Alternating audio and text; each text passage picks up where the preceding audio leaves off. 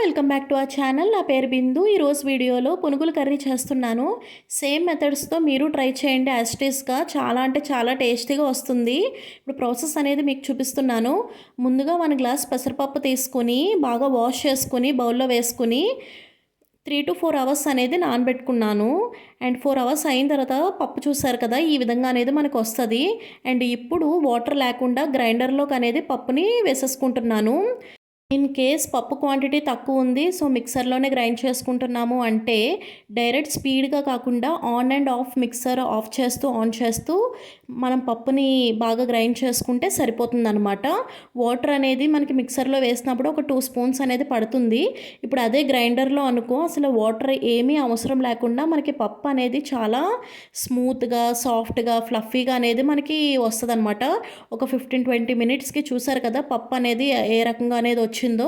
ఇప్పుడు ఆఫ్ చేసేసి ఈ పప్పుని ఒక బౌల్లోకి తీసేసుకుంటే సరిపోతుంది.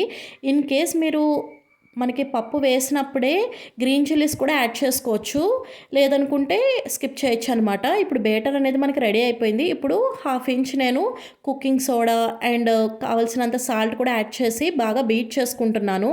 ఒకవేళ సోడా అనేది యాడ్ చేయకపోయినా పర్వాలేదు, పునుగులు వేసుకునేటప్పుడు చాలా బాగానే వస్తాయన్నమాట. ఇంకా వేసుకుంటే ఇంకా బాగా వస్తాయి. ఇప్పుడు అది 1/2 అవర్ పక్కన పెట్టేసి ఇప్పుడు మిక్సర్లో 3 లార్జ్ సైజ్ ఆనియన్స్ తీసుకున్నాను అండ్ 2 స్పూన్స్ గసగసాలు కూడా యాడ్ చేసుకుని బాగా స్పైసీగా ఉన్న గ్రీన్ చిల్లీస్ 4-5 అనేది నేను తీసుకున్నాను. బాగా గ్రైండ్ చేసి ప్యూరీ లాగా చేసుకోవాలన్నమాట. ఇది చేసుకుని పక్కన పెట్టేసుకుందాం. అండ్ మళ్ళీ మిక్సర్లో 1 ఇంచ్ చింతపండు అండ్ 2 లార్జ్ సైజ్ పండిన టమాటోస్ని అనేది వేసుకున్నాను. దీన్ని కూడా బాగా ప్యూరీలా చేసి దీన్ని కూడా పక్కన పెట్టేసుకుందాము. పక్కన ప్యాన్ పెట్టుకుని ఆయిల్ అనేది బాగా హీట్ చేసుకున్నాక మీడియం ఫ్లేమ్ మీద పెట్టుకుని మనం బ్యాటర్ని చిన్న సైజు పునుగుల్లాగా ఆయిల్లో అనేది వేసుకుంటున్నాను.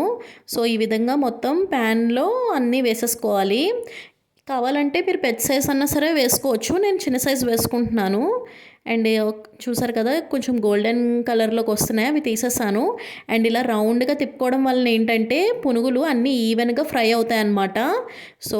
సో మనకి పునుగులు అనేవి రెడీ అయిపోయినాయి. ఇప్పుడు కర్రీకి ప్రాసెస్ అనేది స్టార్ట్ చేస్తున్నాను.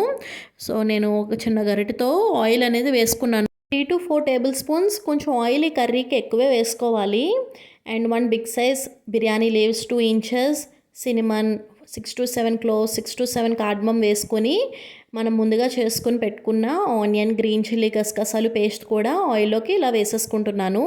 అండ్ ఇది మగ్గాలి అంటే కావాల్సినంత సాల్ట్, కొంచెం పసుపు వేసుకుని వన్స్ ఇలా మిక్స్ చేసుకుని అండ్ ఒక 5 మినిట్స్ సిమ్లో పెట్టేసుకుని లిడ్ పెట్టేసుకుంటే మనకి పర్ఫెక్ట్గా ఈ ఆనియన్ పేస్ట్ అనేది బాగా కుక్ అయిపోయి ఉంటుంది అనమాట.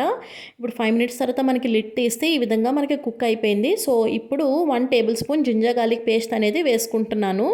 అండ్ ఇది కొంచెం పచ్చివాసన పోవాలి అంటే మళ్ళీ ఇంకో 5 మినిట్స్ లిడ్ పెట్టేసుకుని ఓపెన్ చేస్తే మనకి కరెక్ట్గా కుక్ అయి ఉంటుంది. అండ్ సెకండ్ పేస్ట్ మనకి టమాటో అండ్ చింతపండుతో చేసుకున్న ప్యూరీ ఉంది కదా, అది వేసేసుకుంటున్నాను. సో ఇది కూడా బాగా కుక్ అవ్వాలి. సో ఇది యాక్చువల్గా ఏంటంటే అన్ని మసాలాస్ బాగా కుక్ అవుతే మనకి టేస్ట్ అనేది చాలా బాగా వస్తుంది అనమాట ఫైనల్ స్టేజ్లో.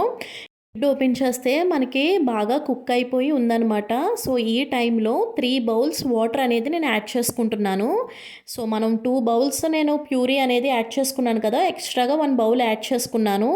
ఎందుకంటే మనకు పునుగులు అది వేసుకునేటప్పుడు మనకి లెవెల్ అనేది కరెక్ట్గా అవి అబ్జర్వ్ చేసుకుంటాయి కదా పునుగులు, కాబట్టి మనకి లెవెల్ అనేది కరెక్ట్గా సరిపోతుంది. ఇది ఒక 10 మినిట్స్ సిమ్లో పెట్టేస్తే మనకి ఇలా వాటర్ అనేది బాయిలింగ్ అవుతుంది. సో ఈ టైంలో మసాలాస్ అన్నీ కూడా వేసేసుకుంటున్నాను. 1 టేబుల్ స్పూన్ ధనియా powder, 1 tablespoon chilli powder, 1/2 spoon జీరా పౌడర్ అంతా వేసేసుకుని వన్స్ మిక్స్ చేసుకున్నాక ఇమీడియట్గా మనం పక్కన పెట్టుకున్న పునుగులను అనేది నేను ఇలా వేసేసుకుంటున్నాను.